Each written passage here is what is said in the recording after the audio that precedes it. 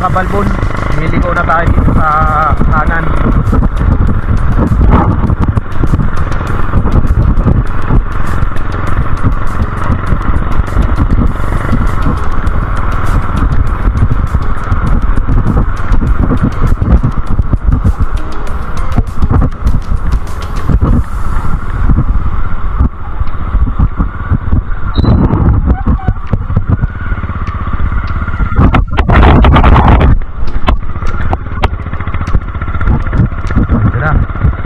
Dito tayo sa Pamana Beach Resort mga kabalbon, sa dating spot. Papasalamat ako sa Panginoon kasi ginagabayan tayo sa bawat nating pagdadive. That is for fishing mga kabalbon. Kung mapadaan kayo sa aking channel, huwag nyo nakalimutang subscribe at pakiclick na rin ang notification bell para sa ganun na lagi kayong updated sa aking mga bagong video. Mga kabalbon, update na lang pag nasa spot na tayo.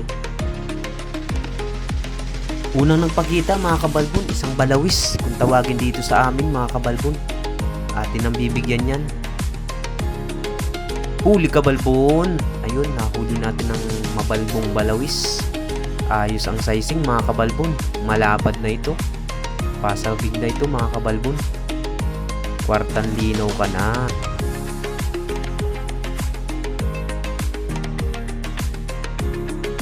Hahanapan natin mga kabalbon ng kaasawa.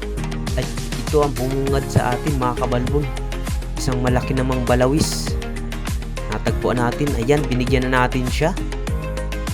Ayun, sobrang lapad mga kabalbon. Ito mga kabalbon, ingat-ingat tayo sa mga tinik nito. Sobrang antak kung makatinik ito mga kabalbon. Ay ako naman ay laging walang gwantis ang kamay mga kabalbon. Kaya ingat-ingat tayo. Kagandahin din sa aking pana mga kabalbon. Walang sima.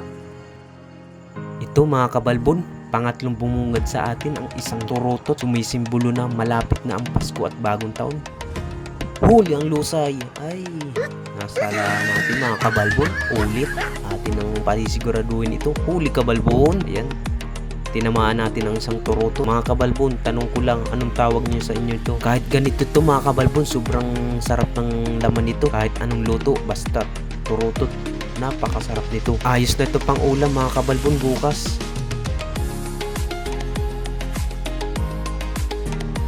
Hanap-hanap tayo dito mga kabalbon. Ay ito, may napansin akong isang pangilan na isda mga kabalbon. Hanap tayo ng magandang patamaan mga kabalbon. Kailangan natin ito ma-stone shot para magitik natin. Ayun, tinamaan natin. Nagitik natin mga kabalbon. Gusto ko magitik mga kabalbon at walang sima ang aking pana. Hirap itong hikitin mga kabalbon. Ayan, atin ang ilalabas mga kabalbon. Ay, buhay pa mga kabalbon. Hindi pala natin na stone shot. Pero ayos ito. Matigas-tigas mga kabalbon. Tinamaan siya dun sa may parting matahan niya.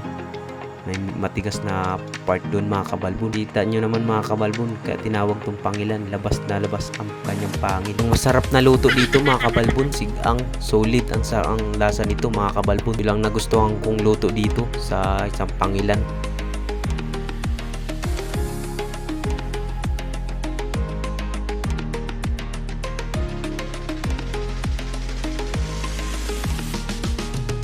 Hanap tayo dito mga kabalbon at ito may napansin tayo dito isang danggit or guntingan kung tawagin dito sa amin mga kabalbon.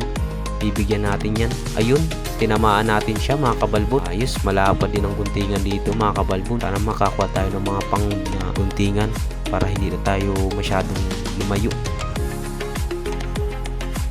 Sa part nito mga kabalbon, may napansin tayo isang lapo. Bibigyan natin siya. O ayun, binigyan natin siya mga kabalbon. Ayos at malaki na tong lapo. Sana marami pa dito sa spot na ito mga kabalbon. Ayos to. Tsaga-tsaga lang mga kabalbon. Tubig ngayon mga kabalbon. Medyo malamig na.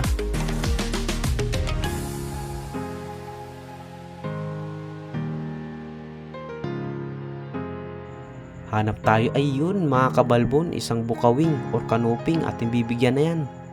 Huli ka na.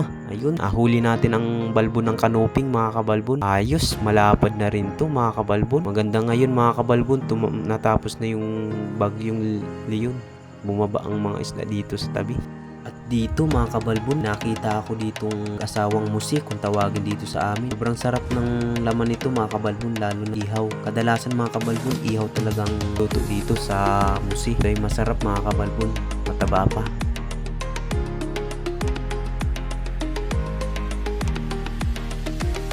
Hanap-hanap tayo dito mga kabalbon, at ito nga may isang balawis ating bibigyan. Ayan, huli natin ng isang malapad na balawis mga kabalbon. Ayos to, may pandagdag tayo sa mga nauna nating nahuli. Ayos na rin. Kwartang linaw na to bukas mga kabalbon. Maraming salamat sa Panginoon kasi lagi tayong ginagabayan bawat night spur fishing natin. Hanap tayo dito mga kabalbon, baka ayun, may nakita ako isang manitis or timbungan, isdang may balbas mga kabalbon. Nakita natin dito, ating bibigyan. Huli kabalbon. Ayan, ayos to, malapad na timbungan mga kabalbon. Magandang klase mga nahuhuli natin mga kabalbon. Ayos to, sana marami pa dyan sa unahan mga kabalbon para makarami tayo at may pangbinta tayo kinabukasan mga kabalbon.